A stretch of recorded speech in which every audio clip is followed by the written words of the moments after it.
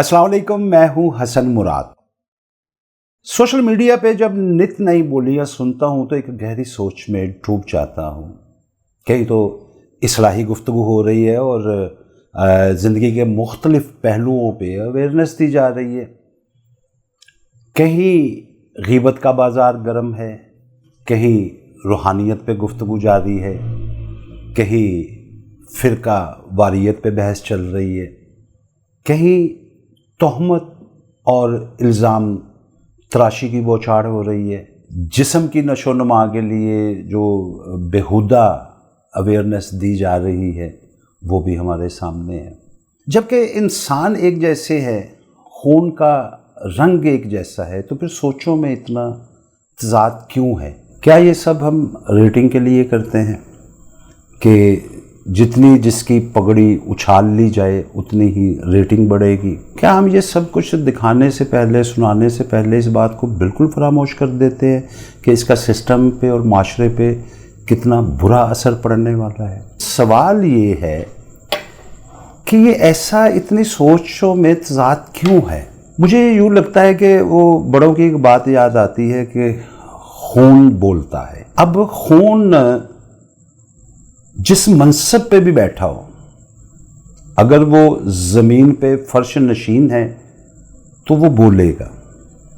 अगर अच्छा खून उसमें है और उसके डीएनए में पीछे एक नस्ल है तो वो डेफिनेटली वो अच्छाई की तरफ राग़िब होगा और अच्छी बात ही करेगा। मेरे जो दादा थे वो बचपन में हमें कुछ कहानियाँ सुनाया करते थे, तो उनमें ना एक कहानी ये भी थी कि खून बोलता है।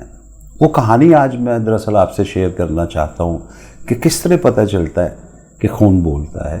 ये कहानियाँ चूँकि फ़र्ज़ी कहानियाँ होती हैं, ये बड़े बूढ़े समझाने के लिए कुछ स्टोरीज़ बना लेते हैं, कोई फ़र्ज़ी किरदार होते हैं, लेकिन इनका जो मफ़हूम ख़ुलासा या इनसे जो अवेयरनेस होती है वो बिल्कुल सच्ची होती है। तो वो कहानी कुछ इस तरह है कि एक बादशाह था और उसके यहाँ जैसे कि बहुत सारे दरबारी और बहुत सारे मुलाजमीन, जो बादशाह की शान व शौकत होती है उसके मुताबिक। तो एक बहुत पुराना मुलाजम था उस बादशाह का, जो बाप दादा से खिदमत गुजार था और वो उसी तरह चलता आ रहा था और वो बड़ी ज़ैफ़ुल उम्री में पहुँचा हुआ था, ज़ैफ़ुल उम्र था। तो एक दिन बादशाह ने उस बाबा जी को अपने दरबार में बुलाया और कहा कि मैं आपकी कारकर्दगी से बहुत ज़्यादा खुश हूँ, आप बहुत अच्छे हैं, आप बड़ी देर से खिदमत कर रहे हैं और आप बहुत वफ़ादार हैं, तो लिहाजा मैं आपकी कारकर्दगी से खुश होकर आपकी तनख्वाह में 1% का इजाफ़ा करता हूँ। बड़ी खुशी वाली बात थी कि उस बाबा जी की तनख्वाह में 1% का इजाफ़ा हो गया।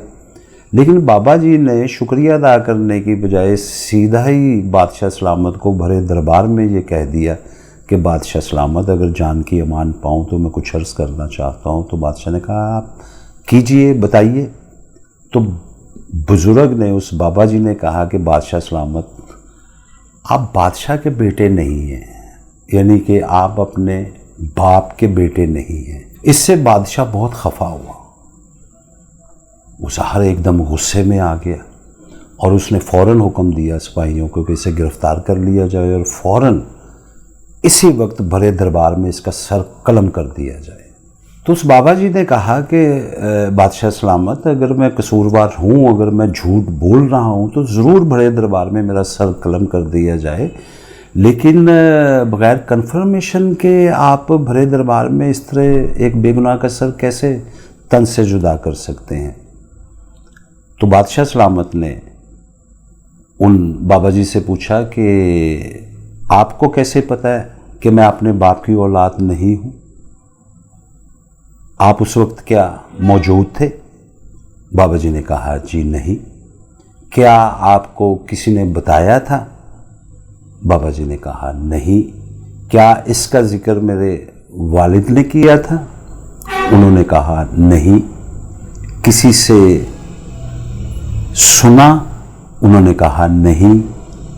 क्योंकि अगर आपके पास ना कोई प्रूफ है, ना आपने किसी से सुना, ना आपको किसी ने बताया, ना कहीं पे आपने पढ़ा, ना कोई इसका गवाह है, तो फिर आप इतनी बड़ी बात कैसे कह सकते हैं कि मैं अपने बाप की औलाद नहीं। तो बाबा जी ने कहा कि इसका फैसला तो मलका कर सकती हैं, यानी कि आपकी वालिदा कर सकती हैं।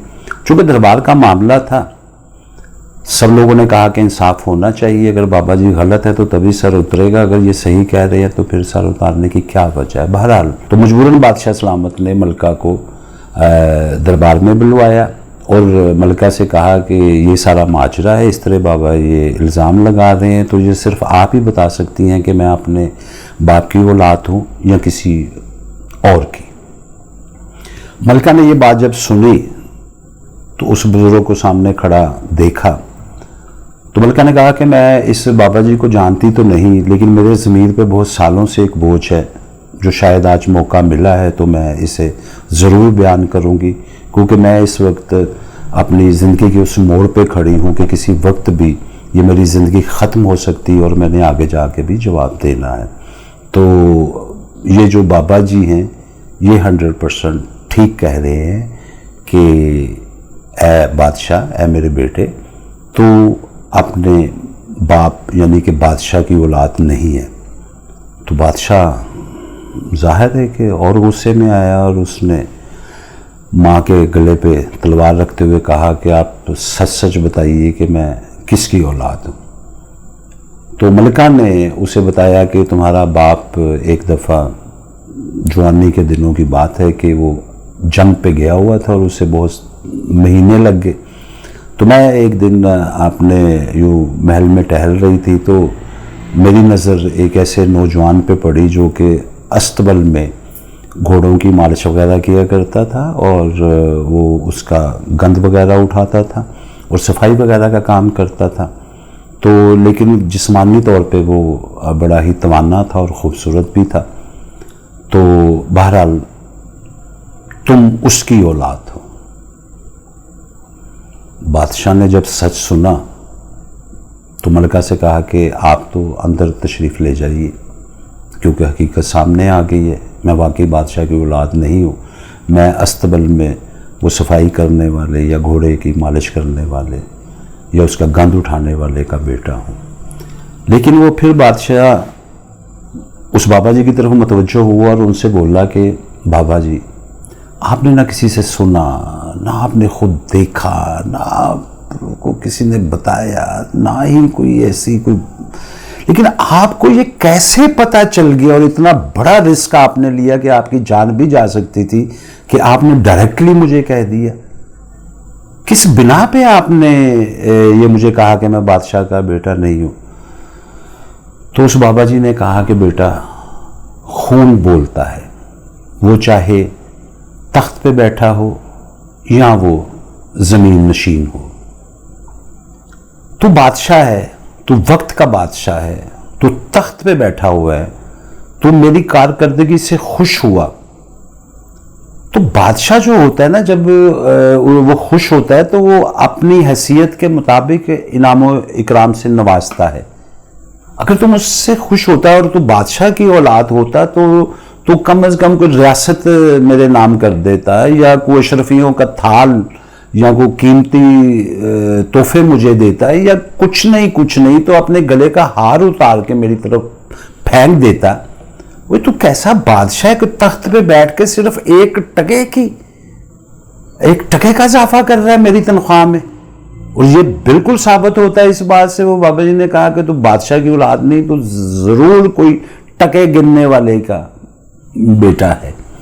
तो मेरे पास तो सिर्फ यही वजह थी कि मैंने ये कहा कि तू बादशाह का बेटा हो ही नहीं सकता, क्योंकि खून बोलता है। अब ये खून जो बोलता है वो अब सामने माइक हो या बहुत सारे लोगों का हजूम हो या वो अकेला बैठा हो, तो भाई ये तो बोलेगा। अब हमें सिर्फ ये देखना है कि हम क्या बोल रहे हैं, क्या कह रहे हैं, क्या हम कोई ऐसी बात तो नहीं कर रहे। सोशल मीडिया के हवाले से बात कर रहा हूँ कि वहाँ बैठ के जो मैं बात कर रहा हूँ वो कोई बुरे असरात पैदा कर रही है, या किसी पे तोहमत लगा के, किसी पे इल्ज़ाम तराशी या किसी की पगड़ी उछाल के मैं रिज़्क कमा रहा हूँ, या मैं कोई अवेयरनेस दे रहा हूँ, या कोई अच्छाई की तबलीग कर रहा हूँ। बहरहाल ये फ़ैसला हमें ख़ुद करना है। और अगली वीडियो तक मुझे इजाज़त दीजिए। इंशाअल्लाह फिर मुलाकात होगी। अपना ख्याल रखिएगा। अल्लाह हाफ़िज़।